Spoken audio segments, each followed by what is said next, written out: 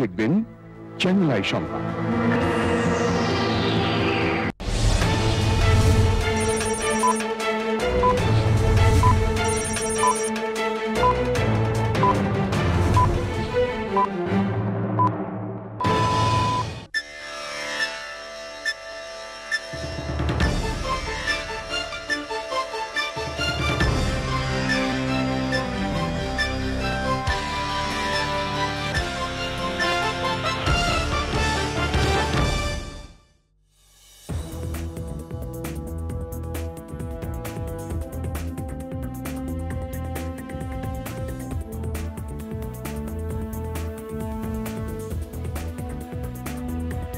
আসসালামু আলাইকুম। Channel I সংবাদে আপনাদের সবাইকে আমন্ত্রণ জানাচ্ছি। আমি আল আভি জাহান। বিস্তারিত সংবাদের শুরুতেই জানিয়ে দিচ্ছি সুপার ফ্রেশ ফর্টিফাইড সয়াবিন তেল সংবাদ শিরোনামগুলো।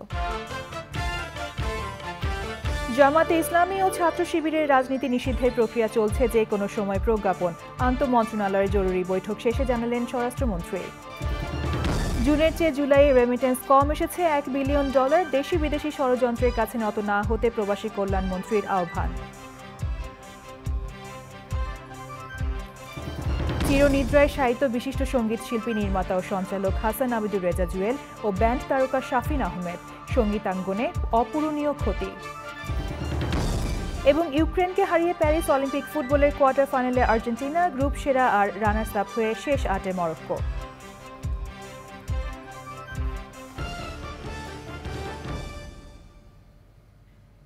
সংবাদ শিরোনামগুলো জানাচ্ছিলাম। এখনকার এই সংবাদ আয়োজন একই সঙ্গে চ্যানেল আই এর ইউটিউব চ্যানেলে এবং চ্যানেল আই এর ওটিটি প্ল্যাটফর্ম আই স্ক্রিনে লাইভ স্ট্রিম হচ্ছে।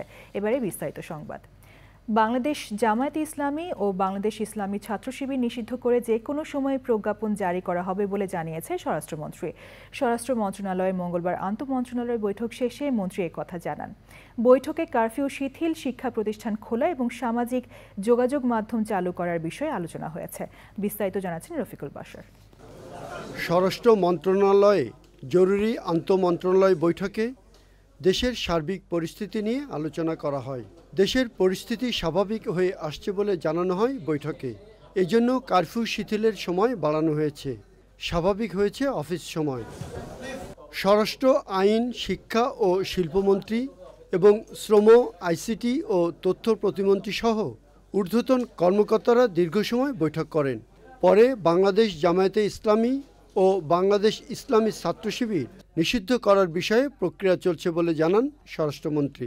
জঙ্গির উত্থান বলুন, সন্ত্রাসের কার্যকলাপ চালানো বলুন, এগুলি করে যাচ্ছে। কাজেই এটা নিয়ে এখন 14 দল সহ সবাই রাজনৈতিক একটা সিদ্ধান্ত হয়েছে। সেই সিদ্ধান্তটা বাস্তবায়ন হওয়ার জন্য যে সমস্ত প্রক্রিয়ার দরকার সেগুলি চলছে। টাইম বলতে পারবো না, এটা প্রক্রিয়া চলছে। এটা হয়তো 1 ঘন্টা হতে পারে, 10 ঘন্টা হতে পারে, একদিনে হতে পারে, 2 দিন হতে পারে, এর বেশি কিছু আমি বলতে পারবো না। এর আগে নিজ কার্যালয়ে নির্বাহী আদেশে এই সিদ্ধান্ত হবে বলে জানান আইনমন্ত্রী। কোন দলকে যখন নিষিদ্ধ করা হয় তখন সেটা নির্বাহী আদেশই হয়, সেটা কোনো বিচার বিভাগীয় আদেশে হয় না। যুদ্ধ অপরাধীদের অপরাধের দায়ে বিচার করা এক কথা, জামাতকে নিষিদ্ধ করা আরেক কথা। আইন শৃঙ্খলা পরিস্থিতি বিবেচনায় ধাপে ধাপে শিক্ষা প্রতিষ্ঠান খোলা হবে। শিক্ষা প্রতিষ্ঠান খোলার প্রশ্নে আমরা বারবারই বলছি জননিরাপত্তা সর্বাগ্রে, এবং জননিরাপত্তার বিষয়টি বিবেচনায় নিয়ে আমরা সকল কর্তৃপক্ষের সাথে আলোচনা করে ধাপে ধাপে অবশ্যই আমরা শিক্ষা প্রতিষ্ঠানগুলো খুলতে চাই। সামাজিক যোগাযোগ মাধ্যম কখন থেকে চালু হবে তা জানা যাবে বুধবার। সকাল 9টা, 10টা এবং 11টায় এই 3টা প্রতিষ্ঠানকে বিটিআরসিতে উপস্থিত হয়ে ব্যাখ্যা প্রদানের জন্য আমরা চিঠি দিয়েছি। তাই আগামী কালকে সকাল 11টার পরে আমরা তাদের ব্যাখ্যা যদি পাই তাহলে বিশ্লেষণ করে, আর যদি নাও পাই তাহলেও আমরা বিটিআরসিতে বসে আলোচনা সাপেক্ষে তারপরে আমরা সেটা সিদ্ধান্ত জানাবো। সম্প্রতি সহিংসতায় দেশের সম্পদ রক্ষায় আইন শৃঙ্খলা রক্ষাকারী বাহিনী বাধ্য হয়ে গুলি করেছে বলে জানিয়েছেন স্বরাষ্ট্রমন্ত্রী। কত গুলি ব্যবহার হয়েছে তার হিসাবও আছে বলে তিনি জানান। Rafiqul Bashar, channel I, Dhaka. Quota আন্দোলনের কারণে চলতি জুলাই মাসে গত মাসের চেয়ে প্রায় $1 বিলিয়ন রেমিটেন্স কম এসেছে।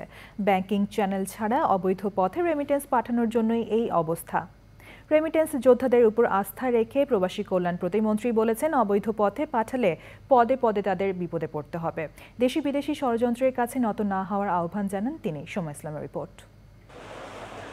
দেশের বৈদেশিক মুদ্রার রিজার্ভ এখন $13 বিলিয়ন। বৈদেশিক মুদ্রা আয়ের অন্যতম প্রধান উৎস প্রবাসীদের পাঠানো রেমিটেন্স। সম্প্রতি কোটা আন্দোলনের সময় দেশে ব্যাংকিং চ্যানেলে রেমিটেন্স পাঠানো নিয়ে যে ষড়যন্ত্র চলে, এর প্রভাব কতটা পড়েছে দেশের অর্থনীতিতে, আর কতটাই ঝুঁকিতে পড়ল বৈদেশিক মুদ্রার রিজার্ভ। বাংলাদেশ ব্যাংকের হিসাব বলছে, চলতি বছরের জুনে প্রবাসীদের রেমিটেন্স এসেছিল $2.54 বিলিয়ন, কিন্তু জুলাই মাসে এসেছে $1.57 বিলিয়ন। রেমিটেন্স নিয়ে এই ষড়যন্ত্র ঠেকাতে সতর্ক সরকার। এই যে কোটার উপরে ভিত্তি করে যেটা ষড়যন্ত্র হয়েছে দেশি বিদেশি, এরপরেও আমরা দেখি যেটা হলো কি জুন মাস যদি দেখি 2.54 বিলিয়ন জুন মাসে পর্যন্ত। জুলাই মাসে হয়েছে 1.57 বিলিয়ন। এটার মূল কারণ হলো যে জুন মাসে তো ঈদের গিয়েছিল, ঈদ পরে জুলাই মাস, এরপরে এই যে এক সপ্তাহ ব্যাংক এগুলো বন্ধ ছিল, যে কারণে এটা হয়েছে। $1 বিলিয়ন এসেছে হুন্ডি সহ নানা অবৈধ পথে। অবৈধ পথে নয়, বৈধ পথে দেশের টাকা পাঠাতে প্রবাসীদের প্রতি আহ্বান সরকারের। তাদের জন্য প্রণোদনার ব্যবস্থা হয়েছে, যেটা হলো কি 2.5% সরকারিভাবে দেওয়া হয়, এবং যে ব্যাংকের মাধ্যমে দেওয়া হয় সেই ব্যাংকেও বলা হয়েছে আরও 2.5% দেওয়ার জন্য 5% প্রণোদনার ব্যবস্থা করা হয়েছে। সেই হিসাবে আমি তাদেরকে অনুরোধ করব, আহ্বান জানাবো যে বৈধ পথে আপনারা টাকা পাঠান। বৈধ পথে টাকা পাঠালে পরে আপনারা নিজেরা লাভবান হবেন, সম্মানিত হবেন, এবং দেশ এবং জাতি উপকৃত হবে। এবং ইলিগেল পথে টাকা পাঠাবে তারা অটোমেটিকলি সম্মানের অধিকারী হবে না। কারণ হচ্ছে কি এই দেশে টাকা আসলো কিভাবে, বিভিন্ন ধরনের হয়রানির শিকার হবেন। আমার মনে হয় প্রত্যেকটা সেক্টরেই ওনারা বিপদগ্রস্ত হবেন। শিগগিরই বাংলাদেশের জন্য মালয়েশিয়ার শ্রমবাজার খুলে দেওয়া হচ্ছে, এমন সুখবরও দিলেন প্রবাসী কল্যাণমন্ত্রী। সময় ইসলাম, চ্যানেল আই, ঢাকা। সহিংসতায় ক্ষতিগ্রস্ত মেট্রো রেল বন্ধ থাকায় চরম ভোগান্তিতে পড়েছেন রাজধানীবাসী। যাত্রীরা বলছেন, স্বপ্নের মেট্রো রেলের ওপর আঘাত কোনোভাবেই তারা মেনে নিতে পারছেন না। যারা দেশের সম্পদের ক্ষতি করেছে তাদের বিরুদ্ধে কঠোর ব্যবস্থা নেওয়ার দাবি জানিয়ে দ্রুত মেট্রো রেল চালুর দাবি জানিয়েছেন যাত্রীরা। শাকির আদনানের রিপোর্ট। কোটা আন্দোলনকে ঘিরে রাজধানীতে সহিংসতায় মেট্রো রেলের মিরপুর 10 নম্বর ও কাজীপাড়া স্টেশনে ভাঙচুর করে দুর্বৃত্তরা। বন্ধ হয়ে যায় মেট্রো রেল চলাচল। যানজটের এই নগরীতে উত্তরা থেকে মাত্র 33 মিনিটে মতিঝিলে যাত্রীদের পৌঁছে দেয় মেট্রো রেল। কিন্তু হামলার ঘটনায় মেট্রো রেল বন্ধ থাকায় চরম বিপাকে নগরবাসী। মতিঝিল যাইতে সময় লাগতেছে মিনিমাম 1 থেকে 1.5 ঘন্টা। মোটরসাইকেলে ভাড়াও বেশি লাগতেছে। আরামদায়ক অবস্থা এখন তো সেই আরামদায়ক অবস্থা নাই। তা সরকারের কাছে আবেদন এটা যে দ্রুত যেন মেট্রো রেলটা চালু করে দেয়। স্বাভাবিকভাবে প্রত্যেকেরই চলতে সুবিধা হবে। এখন মেট্রো স্টেশনে বন্ধ হওয়ার কারণে আমরা যাত্রী পাচ্ছি না, আগের মতো টিপ মারতে পারতাছি না। জায়গায় জায়গায় বাসগুলো থেমেছিল আর আমরা একভাবে চলে আসতাম, সেইটা তো হচ্ছে না, আমরা খুবই কষ্ট পাচ্ছি। এই স্থাপনার উপর আঘাত মেনে নিতে পারছেন না যাত্রীরা। মেট্রো যত তাড়াতাড়ি চালু হবে আমাদের জন্য তত ব্লেসিংস। আসলে এটা আমাদের জন্য ব্লেসিংসই ছিল। আমি আবার প্রেগনেন্ট, তো মেট্রো রেলটা আমার জন্য বেশি ভালো ছিল, তো আমার ঝাঁকি হতো না। কিন্তু এখন যেহেতু রিক্সাতে আসতে হচ্ছে 12 নম্বরের ওই জায়গা থেকে হচ্ছে উত্তরা দক্ষিণ পর্যন্ত অনেক জায়গাটা ভাঙা, তো আমার অনেক কষ্ট হয়ে যায়। খুবই খারাপ পজিশন। আমার যেখানে 22 মিনিট লাগতো সেখানে আমি এখন 3 ঘন্টা লাগে। ঢাকা ম্যাস ট্রানজিট কোম্পানি লিমিটেডের ব্যবস্থাপনা পরিচালক MAN সিদ্দিক টেলিফোনে জানিয়েছেন, ক্ষয়ক্ষতির পরিমাণ ও মেট্রো রেল চালুসহ ঘটনার তদন্তে কমিটির প্রতিবেদন পাওয়ার পর বিস্তারিত জানানো হবে। 2022 সালের 28শে ডিসেম্বর বাংলাদেশের প্রথম মেট্রো রেলের যাত্রা শুরু হয়। এত সুযোগ সুবিধা দেওয়ার পরও কেন এই মেট্রো রেলের স্টেশনের উপরে হামলা? এটাই এখন নগরবাসীর প্রশ্ন। তারা বলছেন, যেই হোক না কেন, যারাই এই হামলা করুক না কেন, যারাই এই দেশের সম্পদ বিনষ্ট করেছে, ক্ষতি করেছে মেট্রো রেল স্টেশনের, তাদের যাতে সুষ্ঠু বিচার হয়, আবার যাতে খুব দ্রুত এই মেট্রো রেল চালু করে দেয়া হয়। রাজধানীর উত্তরা থেকে শাকের আদনান, চ্যানেল আই, ঢাকা। রাজধানীর বনানী কবরস্থানে জনপ্রিয় গায়ক ও অনুষ্ঠান নির্মাতা হাসান আবিদুর রেজা জুয়েলের দাফন সম্পন্ন হয়েছে। মঙ্গলবার সকালে ইউনাইটেড হাসপাতালে তিনি মারা যান।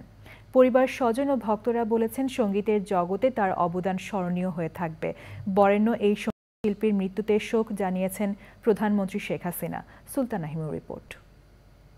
সঙ্গীত জগতে অনন্য এক নাম হাসান আবিদুর রেজা জুয়েল। তিনি শুধুই গায়ক ছিলেন না, পাশাপাশি ছিলেন জনপ্রিয় উপস্থাপক আর ছোট পর্দার অনুষ্ঠান নির্মাতা। মাত্র ৫৬ বছর বয়সে সেই প্রিয় মানুষটি পাড়ি দিলেন পরপারে। ঢাকার একটি বেসরকারি হাসপাতালে সকালে শেষ নিঃশ্বাস ত্যাগ করেন আবিদুর রেজা জুয়েল। দীর্ঘ ১১ বছর ক্যান্সারের সঙ্গে লড়াই করেছিলেন তিনি। গত এক সপ্তাহ আইসিইউতে লাইফ সাপোর্টে থাকার পর মারা গেলেন গুণী এই ব্যক্তিত্ব। আমাদের ভালোবাসার মানুষগুলো চলে যাচ্ছে, আমরা অভিভাবক শূন্য হচ্ছি, তবে সবচেয়ে বড় ক্ষতি হয় পরিবারের। ওর সাথে অনেক অনেক স্মৃতি, মানে দীর্ঘদিনের প্রায় ৩৫ বছরের স্মৃতি। সকলে তাকে ভালোবাসেন। আমরা এখন শুধু ওর জন্য দোয়াটা, ওর জন্য বেহেশত নসিবে হেল্প করবে, আমি পরিবারের পক্ষ থেকে সেটা চাই। গায়ক জুয়েলের প্রথম অ্যালবাম কুয়াশা প্রহর প্রকাশিত হয় ১৯৯৩ সালে। তারপর আর পিছন ফিরে তাকাতে হয়নি তাকে। আরও অনেকদিন বাঁচলে আমরা অনেক কিছু পেতাম, ওনাদের কাছ থেকে অনেক কিছু শিখতে পারতাম। জুয়েল ভাই আমাদেরকে ছেড়ে চলে গেছেন, তো একে একে এতগুলো নক্ষত্রের পতন, আমরা আসলেই শোকাহত। ১৫-২০ বছর ধরে একসাথে কাজ করেছি। যাই হোক, এখন তো দোয়া ছাড়া আসলে কিছু চাওয়ার নেই। এই যে জুয়েল বলেন, শাফিন আহমেদ বলেন, এদেরকে কেউ ভুলতে পারবে? এরা মানুষ এদের যেরকম ভালোবাসে, এদের গান, এদের ক্রিয়েশন। বাদাসুর গুলশান আজাদ মসজিদে নামাজে জানাজা শেষে বনানী কবরস্থানে সম্পন্ন হয় গায়ক হাসান আবিদুর রেজা জুয়েলের দাফন। Sultana Himu, channel I, Dhaka. চিরনিদ্রায় শায়িত হলেন কিংবদন্তি ব্যান্ড তারকা ও শিল্পী শাফিন আহমেদ। মঙ্গলবার বনানী কবরস্থানে বাবা মায়ের কবরে তাকে দাফন করা হয়। শাফিন আহমেদের চলে যাওয়ায় বাংলা ব্যান্ড সঙ্গীতে অপূরণীয় ক্ষতি হয়েছে বলেছেন দেশের সংস্কৃতি অঙ্গনের বিশিষ্টজনেরা। রিয়াজ ইসলামের রিপোর্ট। জনপ্রিয় ব্যান্ড মাইলসের ভোকাল ও বেস গিটারিস্ট শাফিন আহমেদ ২৫ জুলাই যুক্তরাষ্ট্রের ভার্জিনিয়ার একটি হাসপাতালে মারা যান।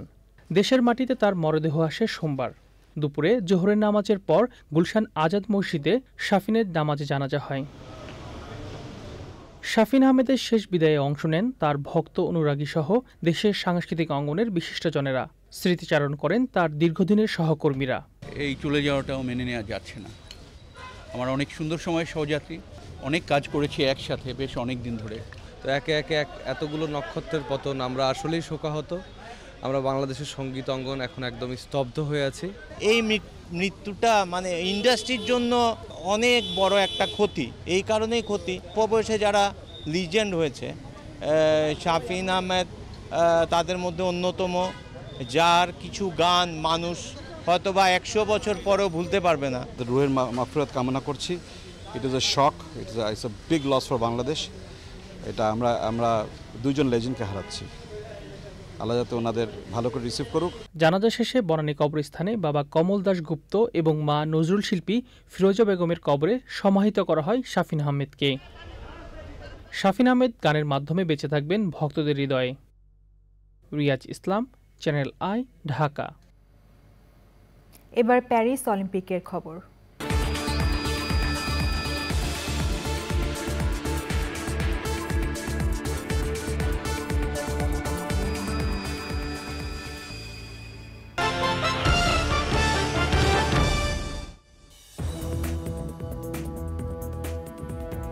ফিরে এলাম বিরতির পর। এবার কৃষি সংবাদ।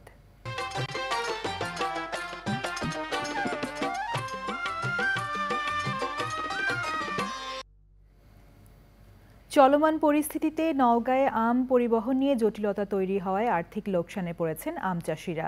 এক সপ্তাহে জেলার আম চাষিরা কয়েক কোটি টাকার লোকসানে পড়েছেন বলে জানিয়েছেন। এখন দেখবেন প্রকৃতি সংবাদ।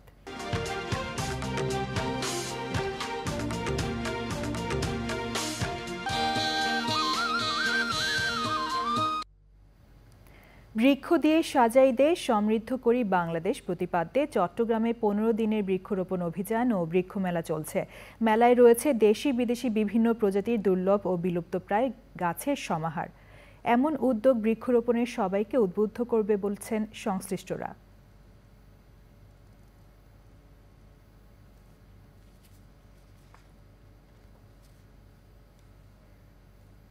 এবার খেলার খবর।